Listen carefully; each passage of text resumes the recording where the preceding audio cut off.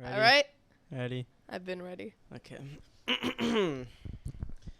What was the first thing on our list? So I don't know if you noticed, but like last week I was like out a lot. And you may ask what I did in my time out so much. Yeah. 'Cause I actually live in New York City now. Oh, wow. Yeah, I don't know. Where'd you live before? I lived in Florida. I used to live in Florida. Yeah, I live in New York City now. Okay. And last week, you know how I'm like an entrepreneur, like I'm like a, Right. I'm like a, you know, like a very like You're a self-sufficient, CEO. like I'm a hold on, I'm getting there. You know, like I'm very, you know, business minded, Yes. business oriented, right? Yes. Last week was New York City Tech Week. You've probably never heard of it. By the way, I've never heard of that, and I'm a New York native. And so, you know, there were a bunch of like networking events, right? Mhm. I was invited to them, obviously, Right. because, you know, I am the co-founder. Were you invited of a to them, company. or did you beg them to go? No, I didn't beg. They begged me to go. Oh, okay. Because I'm actually a co-founder. Okay. I'm Of actually a what? co-founder. So you didn't know. So like to apply to like go to these events, you have to say, you know, your name, your email, Right. and the name of your company, Uh-huh. right? So I'm actually a co-founder Okay. of Difficultish. Okay. Have you heard of Difficultish? I've heard of Difficult. Difficultish is actually the #1 South Asian lifestyle podcast on all streaming platforms. Wow. Hosted by myself and my co-host Mahua Khan. That's me. So Okay. when I went to like this one event at night, you know, on like my little thing, I wrote mashnun, and then I wrote in parentheses the pronunciation mosh as in mosh pit, noon as in 12 o'clock. Okay, but Mashnun. you want to tell them how like you refused to take that off? Like we were out and about. It was like the next No, week. yeah, because I always have people coming up to me like, "Oh my God, like you're like the guy." Like, Who asked you're- you that? Who asked you You're that? the writer. You're the poet. And I'm like, yeah, my name's Mashnun. They always never know. So I wrote it for them. Okay. Anyways, I go to this event, and the guy who's like checking the tickets, he like looks at my name tag, and he's like, "Oh, what's the name of your company?" And I was like, "This is my chance." Yeah. So I told him the name of my company is Difficultish. Wow. What was And your he was- pitch? What was your Huh? like elevator pitch? No, I didn't need no pitch. He was like, "Oh my God, that's such a nice name." Mhm. He was lying. He didn't like it, but he let me in. And then the whole night I was pitching Difficultish. I was pitching, you know, my podcast that you're listening to right now. On YouTube. on YouTube. Yeah, guys, if you're listening to this on Spotify, Apple, whatever you usually listen on, guys, it Yeah. is time. We're Yeah. finally on YouTube. We are ready to be a video podcast. I know you guys have been waiting. Yeah, I hope we don't get like 10 views on this, 12 views on this. We Imagine. might, and if we do, that's okay. That's okay. That's you gotta okay. start Half from of them somewhere. for me, half them from her, Yeah. and my mom and her mom. Yeah, So, hi, Mom. exactly. If you're watching this, hi mom, I love you. This is season 3. Season 3 of Difficultish. Difficultish. Welcome back to Difficultish, a podcast about. South Asian narratives. Wow. Wow, it's been It's been so while long. since we've It's done been so that, long. bro. It's been so long. So like. What's your name? Oh, my name is Mashnun. Mosh as in Mosh Pit Noon as 12 o'clock. Mashnun. My name is Mahua. Yeah. Mo as in Momo. Hua as in who. What? What? So, I mean, like, so where have you been? Like, I haven't seen you in so long. Like, I haven't, like, the last time I saw you was the last episode of the podcast. That's not true. You know, we were hyping up our 100 episode event. Right. It's been so long since I've seen you. No, it's so crazy So because where have we been? we hyped up our 100th episode event so much for months, and then we just like stopped. After that, we're like, no more hype for the podcast ever again. But we've been booked and busy. Yeah, I've been so busy. Yeah. What have you been doing? Not much. Yeah, I highly recommend you guys like watch the YouTube video if you're listening. I mean, obviously listening, you can tell like our energy, but watching the Yeah. video is completely different. Are you excited to do video? Are you I'm excited. Yeah, why are you excited to do video? Like, what's the difference between doing Difficultish on video and just the last 100 episodes have been audio? Well, it's different because like we used to do it through Zoom, like long Yeah, facts. distance, and like that's completely different, mic wise, audio wise, and also the energy is like different when you're doing it through Zoom. It feels like you're in class, you know. I didn't feel like I was talking to someone, you know. But when you're actually genuinely having a conversation with someone and they're in front of you, it like softens the air a little bit more, makes it feel a little bit more like lighthearted and fun, Yeah. and more like connection, you know. Yeah. You do you think we perform better when we're like in person? Yeah, a little bit too much. Oh. Yeah. Okay. But where have you been the past Where few have months? I been? Since August of. Yeah, so it was my birthday. I turned 25. Did you have a good birthday this year? I did. She took me on like the best birthday day of my life. We went to a chess club. We went to the park. We That's went all it to takes. the bookstore, and we went to a comedy show. Yeah. What else can a guy ask for? I got you your favorite books. My favorite book. I I've been recently wanting got to do him that. like a customized like stamp. Yeah, tell him about that. Tell him No, about no, it. you tell him about that because So I've gone into this in a previous episode, but I've been a very avid reader over the last few months. Big reader guy. If you guys don't know, I wrote a book. Before I wrote the book, I had never read anything in my life. I had never read any poetry. I hated reading. I couldn't read. I'm a slow reader. I used to always get. Oh, I'm so sorry. I'm so sorry. That would have been better. All right. I used to be a really slow reader. I used to get made fun of all the time in school for being so slow. You know when like the teacher would pick like, oh mashnun, you read next. Right. I would read the next like. Did you do the thing where like you would like predict which one your line would be like way ahead? Oh no, I would never. Oh, okay. I would practice like beforehand, and then I would never focus on the lines before. I would never be paying attention, and then the teacher would call me, and then I would just start like reading a random line and like look around and just like hope that like I'm reading the right line. Right. And I rarely was. But anyways, big reader. So she got me a personalized stamp. That's a stamp, and I could stamp my book, and the stamp says, belonging to the library of Masha Munir. That's me. you. That's me. So he stamped every single book great, he has in his great collection. gift, great birthday. Yeah, we had our 100th episode event. It was great. Yeah. It was a great time. We loved it. We had a lot of people that came from all across the world. We had people come from not across the world, across the country. We had a lot of people there. It was so much fun. We have a lot of international like Bangladeshi supporters, which is amazing. It was so much work. Yeah, because if you guys didn't know, we literally planned the whole event. We didn't get anyone to like help us. We didn't hire any like event planners. Yeah. We found the sponsors. We found all of like the vendors. Yeah, facts. We sold the tickets ourselves. Like we did everything ourselves. And this event wasn't to like make money. It wasn't to make profit. It was genuinely to like meet you guys and celebrate our 100th episode. But at the end of it, we were just so tired and burned out. I was done. Like the reason that we celebrate our birthdays in August and why we didn't want to was because we were just so like swamped with this event and just everything else that we were doing.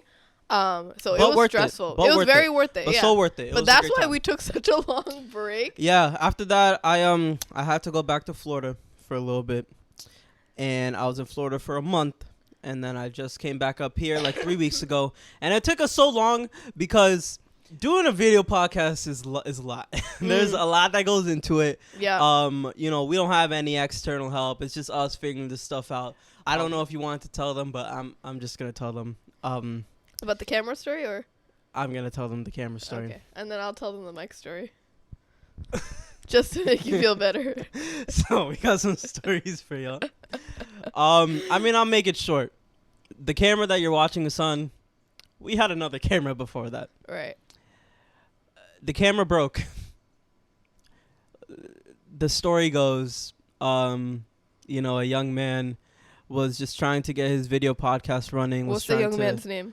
No, it's like an old story. It's like and he was just trying. He was like trying to get like his listeners like, like they miss him. Like they so he was trying to like he was just like really like rushing things, right?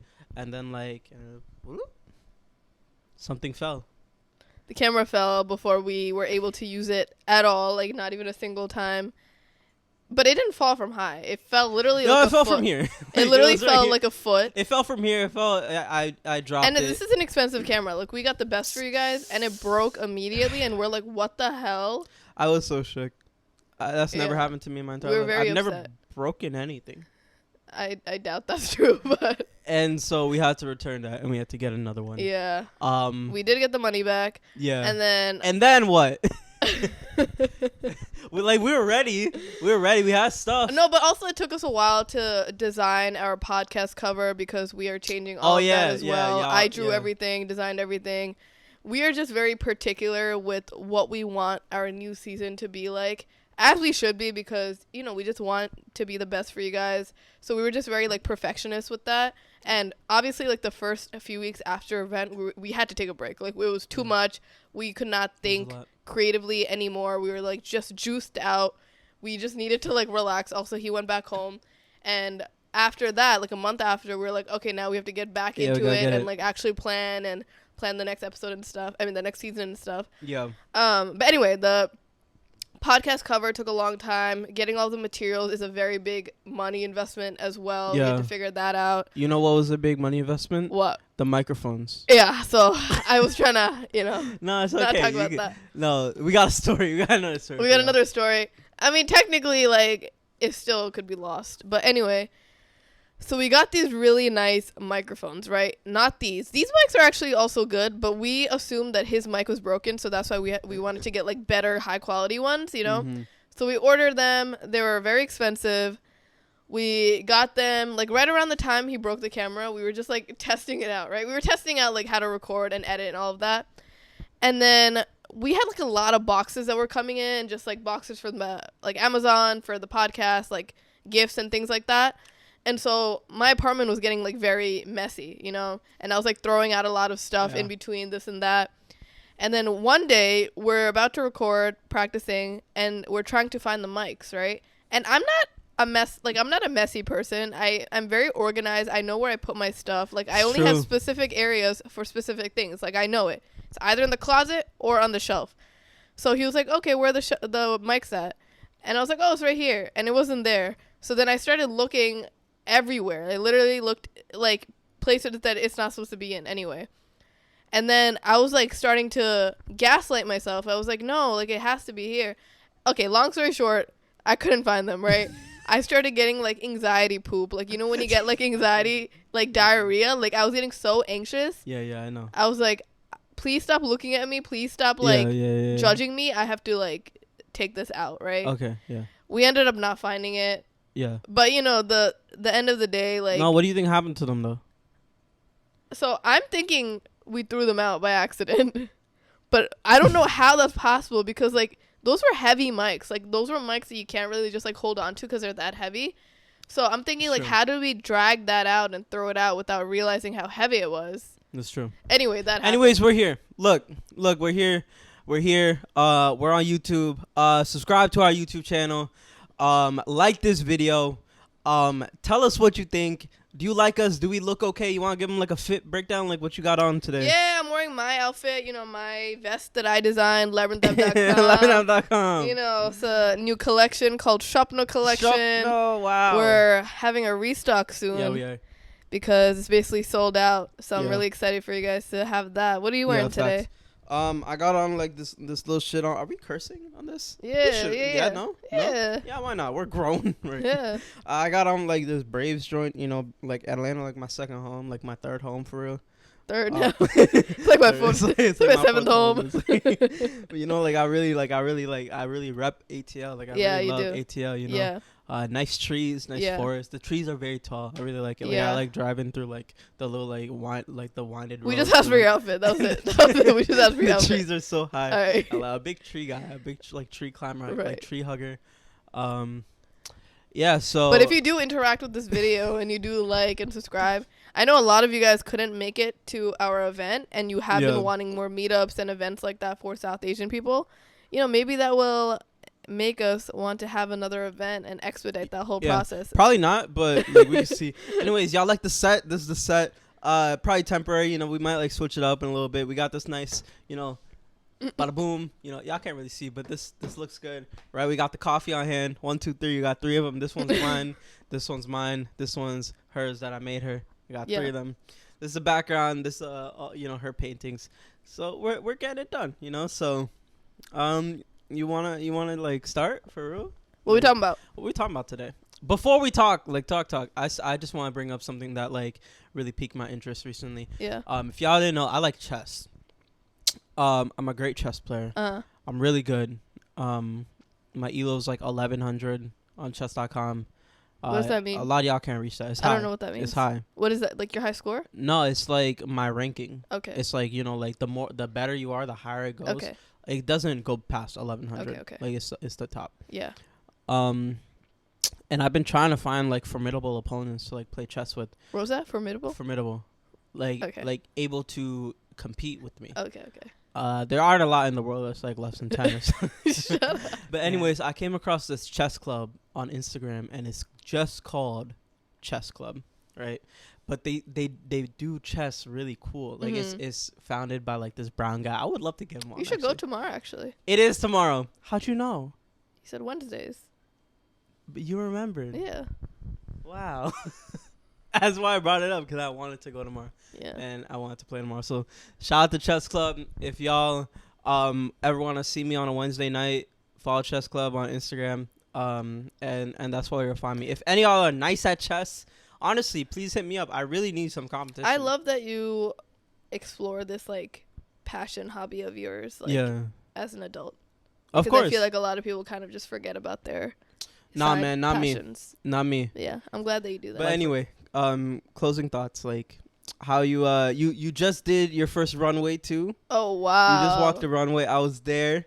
If y'all seen the did. clips, I recorded that. Tell us about your little runway. Not little, sorry. Your big runway, because it was a big deal. It was a big deal. Yeah, it was a runway for one of my friends. Her name is Nasreen. She has a brand called Mixed by Nasreen, and she was having a little fashion show. Well, not Lil. She was having a fashion show for her brand. Words matter. And her manufacturer is actually the same as mine. We like collaborated before on just like ideas when I did not know how to expand and like do anything. So that's why I hold her very like close to my heart, because like she did not gatekeep. She actually helped me with all of the information, and she is like a true friend and woman that wants you to win. So yeah, I just wanted to do this for her and also like get out of my comfort zone and walk my first runway. You know, it was kind of crazy. It was in Brooklyn. We had like rehearsals for walking the runway. They gave me like heeled boots to wear beforehand. Yeah, they look fly. I wore a jumpsuit that she designed, and there was like over 200 people there. It was wild. There were a lot of people there. Yeah. And I came early. He came way too early. I felt like a little self-conscious because I was like, damn, there's so many people here. And also, you know, when there's like, you get stage fright. So I was like pretty confident, but then I started walking too fast. Because I was like, I'm not a model. Like, there's so many people here. You know, you have to kind of get, like, accustomed to it. It's, like, exposure therapy. So I walked a little bit too fast. But I was like, you know, I still did it. And I'm still, like, it was still, like, a nice shock to have for your body. You know? You, like, push yourself. It's a risk. Yeah. How'd you feel afterward, like, when you got, like, back in the room? It's a high, bro. Yeah. It's, like, literally when I walked it, I felt like I blacked out. Like, I walked so fast because I wasn't aware of my senses. And I was kind of just, like, trying to finish. But I was also like, damn, this is what singers and, like, musicians and people on stage, like, actors feel. Yeah. Because they constantly are in front of all these people. And they just kind of, like, have this adrenaline rush. And then after, they're kind of done. And that's why there's so many people on drugs and stuff. No, it's true, though. It's like, true. Like, I think about the first time I did spoken word poetry. I was in 10th grade. I was, like 14 or 15. And I did it on stage in, like, my performing arts theater in front of, like, the whole performing arts center was, like, completely full. I think, like, 400 or 500 people. Yeah. I'm, like, a little boy just there, like, alone with, like, a mic. And, like, the whole time, I had rehearsed my poem a bunch of times, so, like, I had it completely memorized.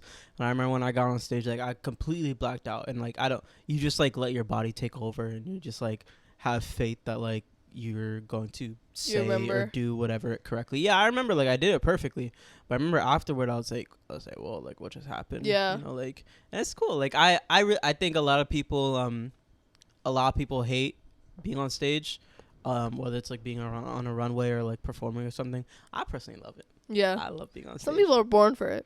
Like I love being on stage because, like, I think it depends on like what you're on stage for. Like, I like being on stage when it comes to me speaking about something or me performing like poetry, because it gives me like it's like visual proof that people are listening and people are like paying attention to you, and like there's like nothing else for them to focus on. And I think as like an artist or like specifically as a writer, like that's kind of what you want most. You know, on one end, I think writers write for themselves and writers write for the consumer and for like their community and stuff. Yeah. And I think I love that feeling. I love like performing and like seeing people's reactions like after, and like them coming up to you and saying that like you did so good or like whatever and stuff like that. It's such a nice I love it. Feeling. Yeah. I agree. So what has been happening like in the recent times that you've been very like in tune with? Yeah, man. I mean, I I'm a. It's funny because like growing up, my parents were like really big news consumers. Like CNN, CNN, NTV, NTV, yeah, and the NTV, the Bangla News. like literally nowadays, I have the Bangla like network, all the TV network packages. Like I pay for it for my mother just so she can continue watching them. My mom still has like Bangla newspapers from like 2002. Yeah. What? What is Just for the that? memes. Oh, just for the memory. Right. Oh, what happened this? Okay, I got you. She never looks at it though. No, but never. For comfort. The aesthetic. Yes. Your mom's a hipster. She is. So I used to make fun of them all the time for like watching the news and stuff. I was like, well, why do you care about what's going on in the world? Right. Fast forward, I watch the news all the time. Not Right. the news. I'm just on Twitter all the time. That's not news, bro. No, but like I don't mind. But you wake up and read like news too. Yeah, like on like the actual news, like the Apple News Yeah. app and shit. Like I be doing that too. And like when I'm on Twitter, I'm not consuming you know like Billy Bob 2409's like tweets. I'm like going on like Why coming at Billy Bob?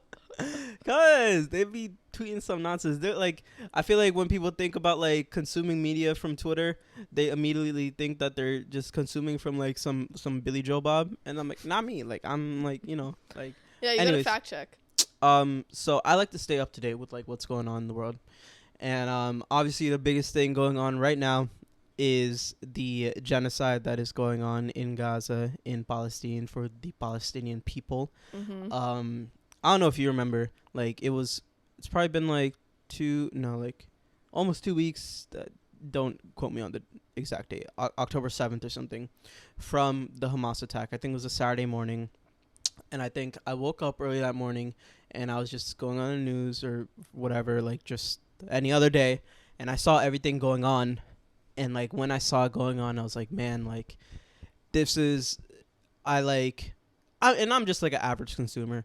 But like I was in my head, I was like, man, this is going to be bad. Like this is going to be like bad as in like this is going to escalate into like something like really big. Because just for some background, I don't think I've ever disclosed this, but I have worked for a Jewish company for a while. My job role specifically was helping out a lot of people. I mean, honestly, something that I didn't realize was that a lot of companies and a lot of like institutions are owned by Israeli people. Yeah, I didn't know that, especially living in New York. You would think that a lot of people are liberals. You would think that a lot of people are like open-minded because they care about gender rights and they care about, like same-sex marriage and things like that. We do have a lot of like liberals living here, but since there are so many like Jewish Israeli people living here and so many people control the hospitals and the schools and institutions and companies, a lot of people are on that side. Mm-hmm. And a lot of people work for Israeli people. Like even what you were saying about Kanye West being in like the music industry and being controlled by like all these Jewish people. Yeah, and like you don't even think about it because like the actual Jewish population is so small. Like there are not a lot of Jewish people, but Jewish people just stick together and they run together and like they stay real tight knit in their community and they get to the top of like a lot of these different industries. Yeah. But anyways, when obviously this is probably like the biggest thing in our news today, and it's created a lot of like division in a lot of people. I think maybe not on our side of social media because a lot of the people that we're following are Muslim or Arab background or Desi background, and a lot of our people support the side of Palestine and the which side is so of sad that it feels like only brown and Muslim people are supporting this and are like so vocal about it when it should be more of like the majority. I feel like obviously it has grown. I mean, over time it has, but in the beginning it wasn't. In the beginning it was like so all. half and like it didn't feel like we had any support, as and it always is. I think it was interesting for it. It was interesting for me specifically because at work, everybody backed the Jewish side, and not even because like they were Jewish or like whatever. It was just because like there was no understanding or awareness of like what's going on the other side. Like there was no other side to because this. It was of just Western like media. Yeah, and it's just one side. So like, what are your thoughts about like obviously like what's going on, but also just like what you've seen like people sharing on social media and just on like traditional media, and how like different people are like interpreting and seeing like what's going on over there. Yeah, I mean, gratefully, I'm happy that my side of social media seems very right. And I say right because at this point, you can't really be neutral in a situation like this. So I'm grateful that I haven't seen people like sharing too much about like, the other side. But it's still upsetting when I do see like someone that is neutral in a situation like this, because again, it is very much a genocide right now, and we've seen so much content that is featuring just like the attacks on Israel or like how they are in this whole situation. And I feel like Western media and CNN and BBC and things like that are just showcasing one side and making it seem like, Palestinians are the terrorists, whereas just Hamas are the ones that are inflicting like these hatred crimes, and that doesn't define the entirety of those people. And these people are the ones suffering for it, right? Yeah. And so a journalist that I've been following, his name is Motaz Aziza, and he has been like blowing up. He has like 7 million followers or something now, but he's been just like on the grounds. He's a journalist. He's been showcasing everything that's been happening in Palestine, and it's gruesome, and like I posted on my stories and people are like, oh my God, put a trigger warning, which I get because like it's very gruesome. People are dying. There's blood. There's like violence in it.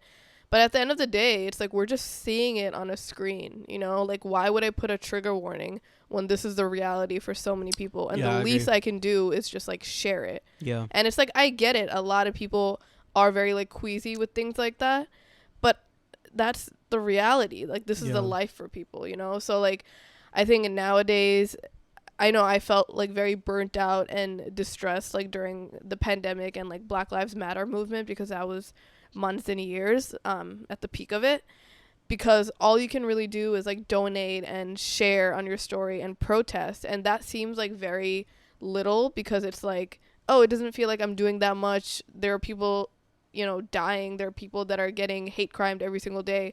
What am I doing at the luxury of my own home and just like sharing? What really is that doing? And I feel like a lot of people are feeling that right now, because it's just like, how can I just go about like my regular life while people are experiencing this?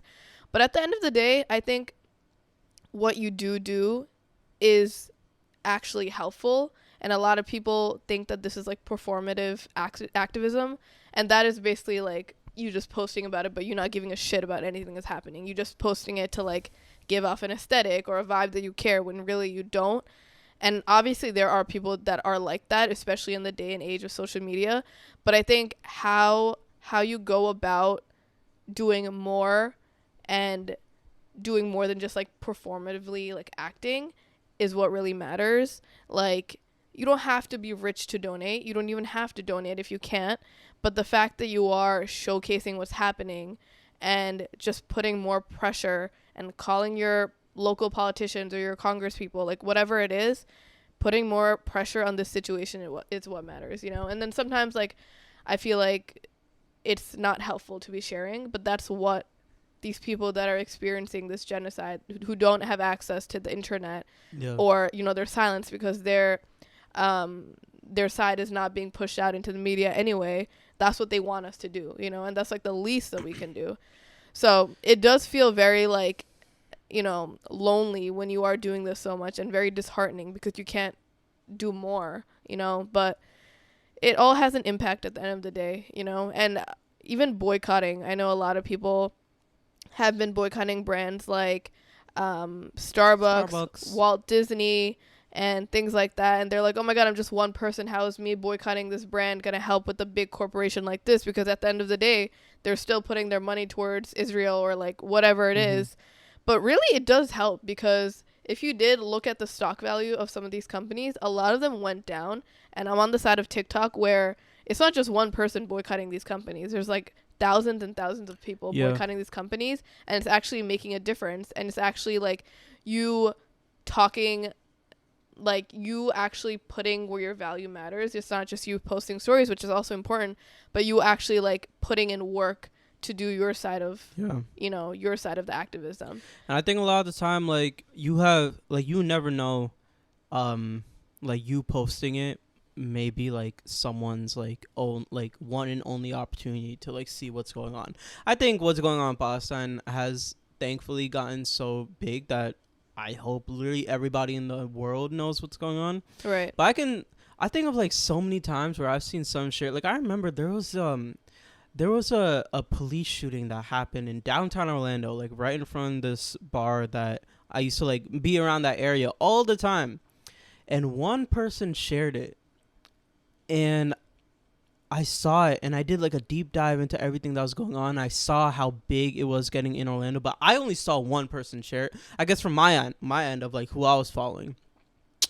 And it turned into like a whole big deal in like the city of Orlando. There were like a bunch of protests that were going on like around the city council, and like I think that the guy is like on trial right now. It's, like the police officer that like shot an innocent man, like he's on trial to go to jail right now. So I'm like really thankful that that one person shared it, and like I always think about that. And that's one example. Like there's like the whole like displacement and with what's going on in Sudan right now. Like there's a whole thing that's going on right there, and I think like one or two people shared that, and I was completely aware of it. So you just never know. Like you sharing something, like you might be the one person that like someone just like needed to see it. Like I know I have a good amount of like white American and like Jewish like friends and followers that probably just never see like the side of what I'm trying to say, and that's why I always try to vocalize the pro-Palestinian side of things, just in case they never do, because you just never know. Maybe they never do, you know, and maybe you're like the one savior for like what they're seeing on their side of the media. So Yeah. At the end of the day, how do you feel about people that are silent about things like this on their social platforms? Like, do you think that that's them just not caring? Do you think that that's them being scared of their safety or like their job situation? yeah, I mean it could be a little bit of everything. Yeah. I'm not here to like knock someone for not posting it, because like you don't know what's going on. Maybe them posting it is something that like they're gonna lose their job, and now like you don't care if they lost their job. Like to you it's like, oh, you should have said something. But for them it's like, yo, like I need to fucking pay bills, I need to do blah blah blah. So like They could I don't have they could be educating them. That's what I always say. It's most important, like how you were saying, from like for like performative like posting some shit. I think it's most important just know what's going on between you, because like yesterday I was having a conversation with my friends, and I was educating them about what's going on in real life, in real time. And that's more important than just them seeing some posts on social media, I think. You know, I think both are important. But I think if somebody isn't posting something on social media, you have no idea what's going on. There may be like a whole thing that like we just don't even know about. But it is vital that you just know what's going on. This is one issue, and obviously this is the most important issue in the whole world right now. But I say this for like any sort of ongoing international issue or conflict. Just like know what's happening. Like know what's happening in the world. Like, don't be just oblivious. Follow blindly. Yeah. That's what we always talk about. Like there are so many like social issues, just issues in the world where like people are so quick to pick a side when they have no understanding of what's going on. Whether it's like any sort of social issue, I always try to do my due diligence of like looking into both sides and trying to understand where do I stand. And Israel Palestine is something that I've spent a lot of time spending a lot of time in both sides, like a lot of time in both sides. And I'm very happily, proudly, loudly pro-Palestine. Yeah. And I've come to that because I try my best to be as knowledgeable as I am. So I think that's just like the most important thing. Yeah. Maybe we'll make a whole other episodes of just like being a Muslim post 9/11, also during this climate, because it is very scary to be supporting causes like this again, just because a lot of the world and a lot of institutions are backed up by mostly Catholic or Jewish, non-Muslim people. So, lives are very threatened, especially people that wear hijab, even Sikh people that wear turbans. If you look outwardly brown or Muslim, it is very scary. So maybe we'll talk about that in a whole other episode. Let us know if you do want us to make a whole thing about that. Yeah. But yeah, at the end of the day, do your own research. Just like share as much as you can, but also think about your own safety and your own where you are, how you look. Just stay on top of things. Yeah, just know what's going on. Like, and I maybe hot take, I don't know, but like look into the other side's media as well. That's true. And look into not only what are they seeing, but like what are they experiencing. Yeah. Just so like it's never safe to have a biased opinion about anything. Yeah. You know, even if it's hurtful to you to look at what is happening on the other side, try to empathize with the other side. You have to for anything. You know, I always say that. And just to also be more knowledgeable and educated. Yeah. And that's what, like, if you ever go into an argument with somebody from the other side, like, you can expect what they're going to say. Yeah. And it's just safe to know that. Yeah. And it's just important to know that. So. All right. So do we have any 10-second advice to end off our first ever episode of season 3? Damn, we can't cut out like the the blank part now. Like what? the time of us thinking about advice. Now y'all can see in real time how much time. No, I'll cut it out still. Let me go through the notes real quick. Hold on. You got anything in the meantime though? Stop paying like $60 for vintage Levi's. I hate this trend of like all these like L-Train vintage stores paying like, oh, vintage jeans only $165. Right. For what? It doesn't need to be that. Listen, I don't care about all this vintage shit. Oh my god, it's 2002. I don't give a shit about all that. Go buy some $8 vintage jeans. It's possible to find them. Levi's jeans. It really is. I'm gonna I drop Listen, for the people that only listen this far, that live in New York City, Urban Jungle in Brooklyn. It's a gem. $8 jeans, $10 jeans, $12 jeans, $6 jeans. Go check it out. I found $15 vintage earrings from the 60s the other day. $15. Yes, you did. Yes, you did. So you got any advice or no? Yeah, my advice is stop falling for TikTok consumer trends for the things that you already have or don't need, because there are a lot of products nowadays. Be a trendsetter. You know, a vanilla cream lip gloss. We got the rose-colored lip gloss. We got this certain name for this lip gloss and this whatever. Right. It's the same thing as that. And you're just buying a whole other thing because it's new, but it's literally the same thing, maybe a little different formulation, and it's like a year ahead of the same thing that you didn't finish before. Facts. So there are a lot of influencers nowadays trying to sell you stuff. Don't fall for it all the time. Listen, the people that live in a difficult we're not followers, okay? We're trendsetters.